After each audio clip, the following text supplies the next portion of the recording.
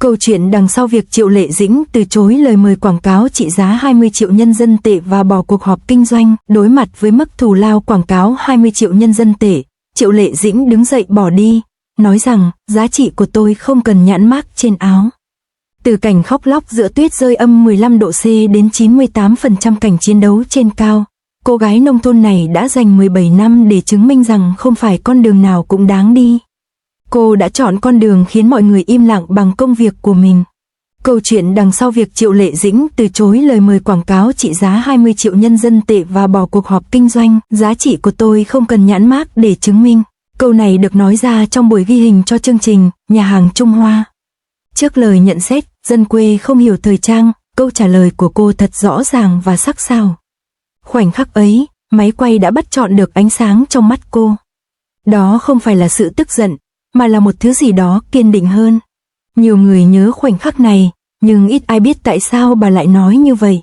Năm 2015, năm đầu tiên sau khi nổi tiếng như diều gặp gió, một thương hiệu đã đề nghị cô 20 triệu nhân dân tệ làm đại diện thương hiệu để đổi lấy việc cô hợp tác trong một vụ bê bối. Trong một cuộc họp kinh doanh, cô đã đứng dậy và bỏ đi ngay sau khi nghe lời đề nghị. Không chút do dự, người đại diện sau đó cho biết, lúc đó cô ấy chỉ để lại một câu dùng công việc của mình để bịt miệng mọi người.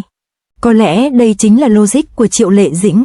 Không giải thích, không thỏa hiệp, cứ để hành động tự lên tiếng. Câu chuyện bắt đầu vào năm 2006. Tại phim Trường Hoài Nhu, Bắc Kinh, dưới cái lạnh trừ 15 độ C, một cô gái 19 tuổi đã đóng một vai phụ trong bộ phim Golden Wedding vào vai cô con gái út Đồng Đa Đa. Để có được một cảnh khóc chân thực giữa tuyết, cô đã nhiều lần lặn xuống những đống tuyết chưa tan. Lông mi cô đóng băng, trang phục ướt sũng, nhưng lời thoại của cô không hề nao núng.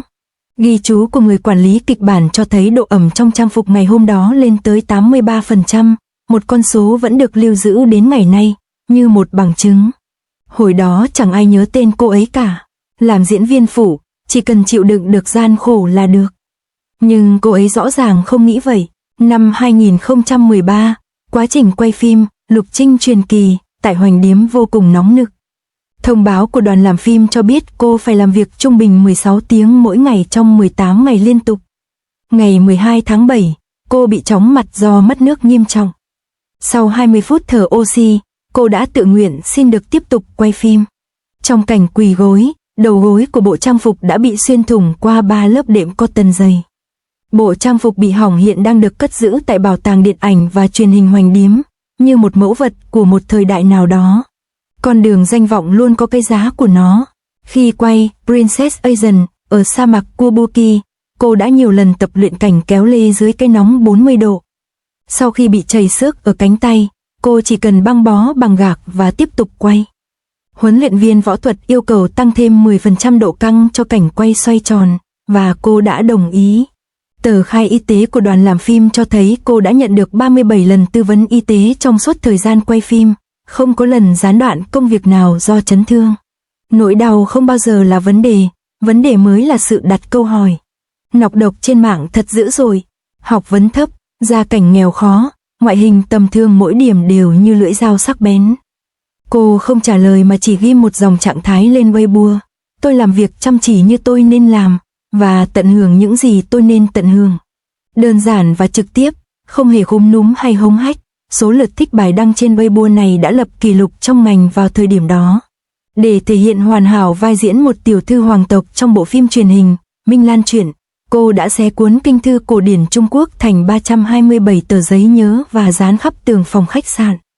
Cô thức dậy lúc 4 giờ 30 sáng mỗi ngày để đọc thuộc lòng kinh thư trong nhiều tháng. Các chuyên gia nghi thức ở Từ Cấm Thành thậm chí còn cho cô điểm đậu cho kỹ năng pha trà, một thành tích hiếm có đối với một nữ diễn viên. Một số người nói rằng đây là cách ngu ngốc, nhưng cô ấy không bao giờ quan tâm đến việc người khác nghĩ gì. Trường tiểu học ở quê cô có một tòa nhà giảng dạy mới, do Lưu Ngọc Cầm, tên mẹ cô quyên góp. Mỗi dịp Tết thiếu nhi, trẻ em đều được nhận đồng phục may riêng với dòng chữ ngẩng cao đầu mà bước, thêu bên trong. Chi tiết này ít ai biết đến, và cô cũng chưa bao giờ nhắc đến. Phản ứng dữ dội năm 2020 từ Nhà hàng Trung Hoa thực sự còn có những tác động sâu xa hơn. Một báo cáo từ ZSAOPIN.com cho thấy khẩu hiệu của cô đã dẫn đến sự gia tăng 210% số khiếu nại liên quan đến phân biệt đối xử trong giáo dục chỉ trong một tuần. Sức mạnh của ngôn từ đôi khi lớn hơn chúng ta tưởng. Cô đã 3 lần đạt giải Á quân tại giải thưởng Magnolia, và lần nào cô cũng niềm nở đón nhận người chiến thắng. Tại hậu trường lễ trao giải năm ngoái, cô đã nói với Ngô Việt, giải thưởng này là miền đất hứa của anh.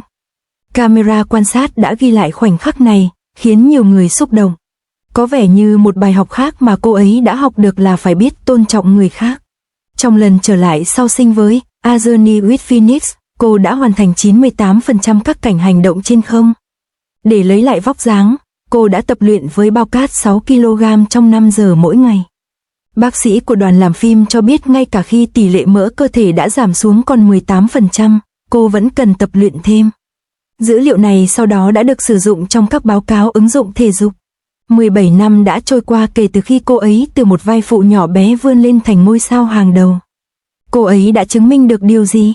Có lẽ đó là giá trị của sự kiên trì, có lẽ đó là ý nghĩa của sự chăm chỉ. Hoặc có lẽ đó chỉ đơn giản là minh chứng cho thấy một cô gái bình thường có thể đi xa đến đâu. Lời tuyên bố bỏ đi tại cuộc họp kinh doanh giờ đây có vẻ giống như một lời tuyên bố. Không phải tất cả tiền bạc đều đáng kiếm, không phải tất cả con đường đều đáng đi.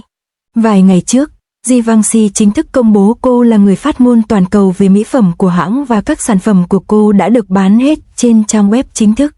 Trong lúc mua sắm như điên, người hâm mộ thở dài, mình phải mua màu son giống với màu son của Inbao mới được. Điều tuyệt vời nhất là trong bữa tối ở Paris, cô mặc một chiếc váy nhung đen với đôi môi đỏ, và thần thái bước đi theo gió của cô đã khiến giới truyền thông nước ngoài choáng váng. Tạp chí Vogue ca ngợi bà là bông hồng phương Đông. Sự sắp xếp này thực sự tuyệt vời. Tôi phải nói rằng chị gái này dạo này đang rất thành công. Cô vào vai một người phụ nữ nông thôn mạnh mẽ trong Hạnh phúc muôn nhà, và chuyển mình thành một nữ doanh nhân trong Gió thổi nửa mùa hè. Cô ấy tăng 10 pound và trở nên béo chỉ vì trông béo. Bộ phim tàn bạo nhất là bộ phim mới, Giang Nguyên Lộ. Để vào vai một nữ biên kịch, cô đã luyện tập tiếng Thượng Hải trong 3 tháng và không ngừng quay cảnh mưa cho đến khi môi cô chuyển sang màu tím. Cư dân mạng đã đào lại những cảnh quay hậu trường trong quá trình quay phim Lục Trinh truyền kỳ của cô và so sánh chúng, thốt lên, tốc độ phát triển kỹ năng diễn xuất của cô ấy ngang ngửa với việc lái tên lửa. Cuộc sống tình yêu của anh ấy cũng khá kịch tính.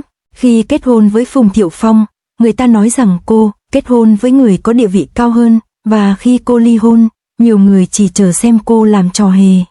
Kết quả là, một trong hai người đang làm việc chăm chỉ cho phi hành đoàn, trong khi người kia gần như đã ra đi.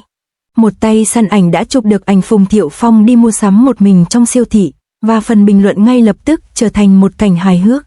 Chồng cũ, đừng nản lòng, hãy mua một túi ớt cay để trấn tĩnh, và tôi khuyên bạn nên xem lại Minh Lan truyện để học cách đuổi vợ đến lò hỏa táng. Ngược lại, tài sản của Triệu Lệ Dĩnh lại tăng lên thay vì giảm đi sau khi ly hôn. Cô ấy vẫn có thể đóng phim và quảng cáo phim. Người hâm mộ của cô rất tự hào, chị gái tôi thật tuyệt khi xinh đẹp một mình. Giới thời trang vốn dĩ rất kiêu ngạo, nhưng Triệu Lệ Dĩnh đã phá vỡ định kiến đó bằng sức mạnh của mình. Từ việc bị chế giễu vì trang phục quê mùa, cho đến việc trở thành người phát ngôn toàn cầu cho Givenchy, ngay cả các biên kịch cũng không dám viết về sự trở lại này. Thương hiệu tiết lộ rằng họ chọn cô vì cô vừa dịu dàng vừa mạnh mẽ. Cư dân mạng nói thêm, chủ yếu là vì cô ấy có thể bán được sản phẩm. Thành tích bán hàng tức thời của cô ấy trong vòng phát sóng trực tiếp khiến mọi người đều thấy. Bây giờ, ngay cả các siêu mẫu quốc tế cũng vào Instagram để thích những bức ảnh thảm đỏ của cô. Tôi đánh giá cao làn sóng văn hóa này. Điều đáng ngưỡng mộ nhất là cô ấy vẫn có thể tiếp tục đạt được những bước đột phá ở tuổi 37. Những nữ diễn viên khác ở độ tuổi này đều lo lắng vì không có vai diễn nào để đóng, nhưng cô ấy thì khác. Cô đã tham gia diễn xuất trong các bộ phim về nông thôn, phim chiến tranh kinh doanh và phim nghệ thuật. Gần đây, cô thậm chí còn đến trại trẻ mồ côi để trải nghiệm cuộc sống của một bà mẹ đơn thân. Khi cô được chụp ảnh đang làm công việc tình nguyện mà không trang điểm, người hâm mộ của cô cảm thấy buồn và tự hào. Những người khác đang mua các tìm kiếm thịnh hành, nhưng in của tôi đang âm thầm luyện tập kỹ năng diễn xuất của mình. Những người trong ngành tiết lộ rằng những người mới được hãng phim của cô ký hợp đồng đều rất tài năng và có vẻ như họ được định sẵn để trở thành nhà sản xuất. Hãy nhìn vào 2 chiếc cúp nữ diễn viên chính xuất sắc nhất trên bàn làm việc của cô ấy, rồi nghĩ đến diễn viên quần chúng bị mắng và khóc. Câu chuyện này còn thú vị hơn cả một bộ phim truyền cảm hứng. Điều mà cư dân mạng mong đợi nhất hiện nay chính là cảnh cô và chồng cũ cùng nhận giải thưởng trên cùng một sân khấu. Trong phần bình luận, họ đã tưởng tượng ra 800 cảnh quay của Sura.